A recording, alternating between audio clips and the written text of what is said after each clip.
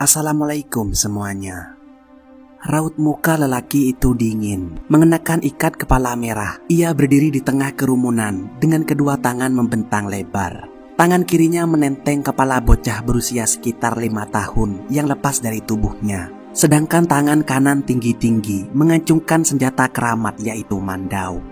Orang-orang yang menyaksikan pemandangan itu terdiam. Semua melihat dengan tatapan datar, tanpa rasa ngeri, tanpa beban. Bocah malang itu tak sendirian. Ia adalah satu di antara ratusan jiwa yang tewas dengan cara mengenaskan. Sejak pertikaian antara dua etnis yang kerap berseteru, Madura dan Dayak, yaitu konflik berdarah Sampit Kalimantan Tengah pada tahun 2001, cukup mudah menemukan mayat-mayat tanpa kepala. Tak berlebihan bila ada yang melukiskan, kaki bisa tersandung mayat saat menyusuri ruas jalan di Sampit saat itu. Sebab jenazah korban pembantaian memang berserakan nyaris di setiap sudut kota, terutama di lokasi kediaman etnis Madura. Komisi Nasional Hak Asasi Manusia mencatat korban jatuh mencapai sekitar 400 jiwa.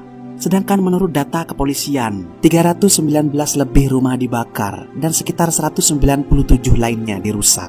Banyak cerita yang mengisahkan penyebab Sampit terkoyak.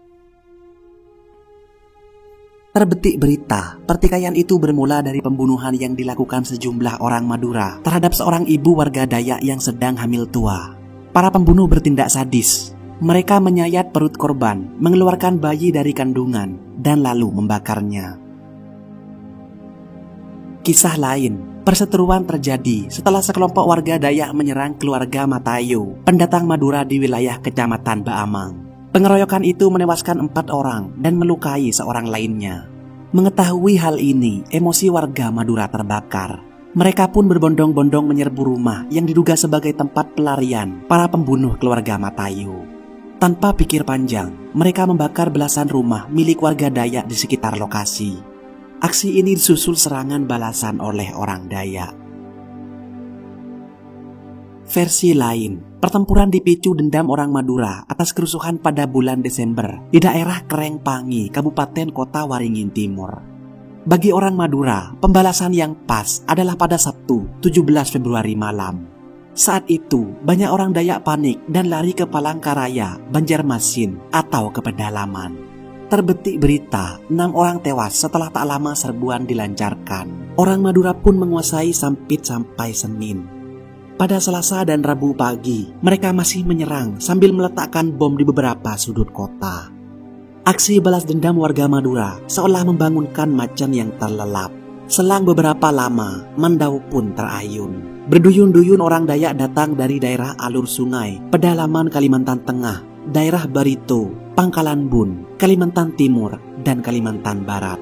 Sampai pada Rabu sore, mereka berhasil menguasai Sampit. Warga Dayak melakukan serangan balasan tanpa pandang bulu. Hati yang panas tak lagi mempunyai mata. Bukan cuma orang Madura yang semula terlibat keributan yang menjadi korban, tapi siapapun orang Madura yang ditemui dibabat habis. Rumah-rumah Madura dari Sampit sampai Palangkaraya dihancurkan dan dibakar. Desas-desus yang beredar dari aksi ini, warga Dayak berhasil mengumpulkan 700 kepala manusia sampai Sabtu 24 Februari.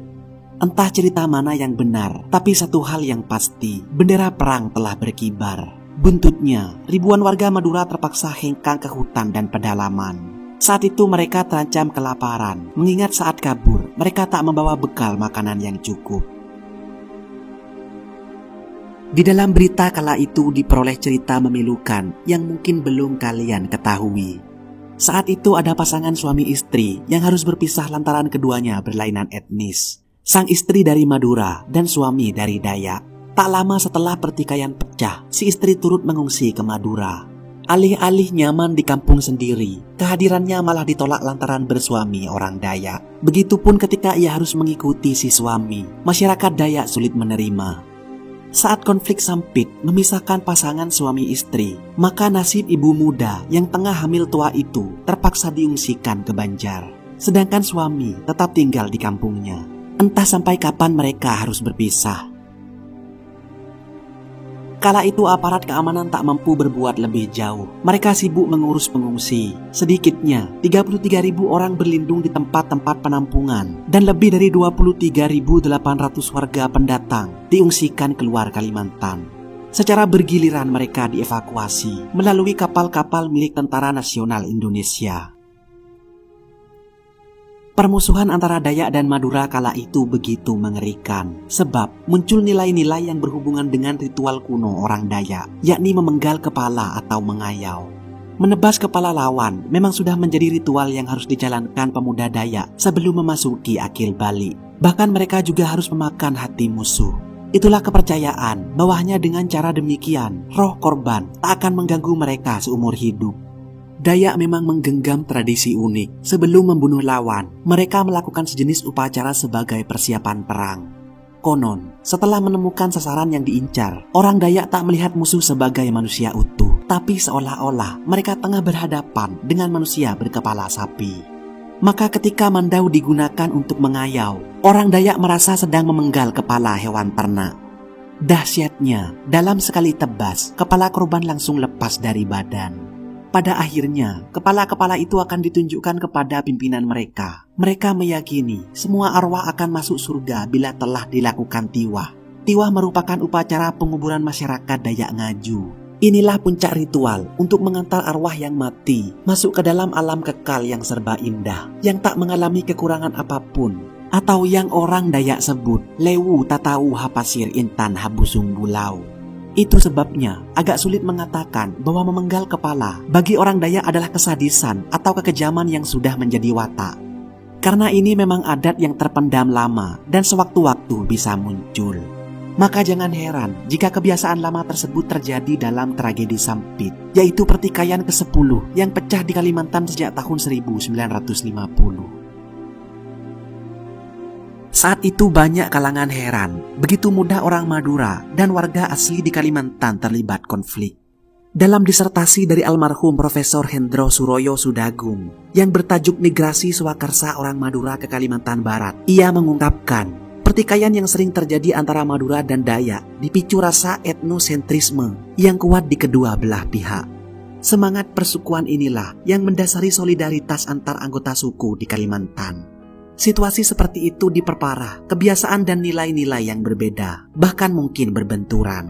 Misalnya, adat orang Madura yang membawa parang atau celurit kemanapun mereka pergi, membuat orang Dayak melihat sang tamunya selalu siap berkelahi. Sebab bagi orang Dayak, membawa senjata tajam hanya dilakukan ketika mereka hendak berperang atau berburu.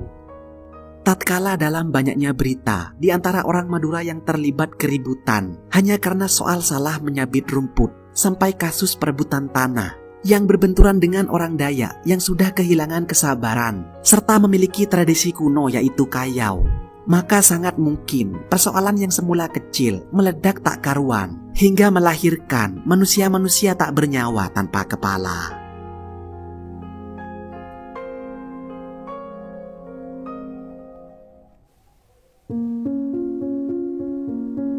Semoga cerita ini dapat menjadi refleksi untuk kita agar kejadian serupa tidak pernah terjadi lagi.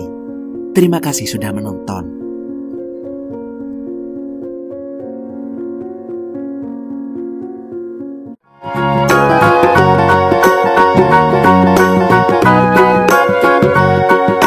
Do you know the Muffin Man, the Muffin Man, the Muffin Man? Do you know the Muffin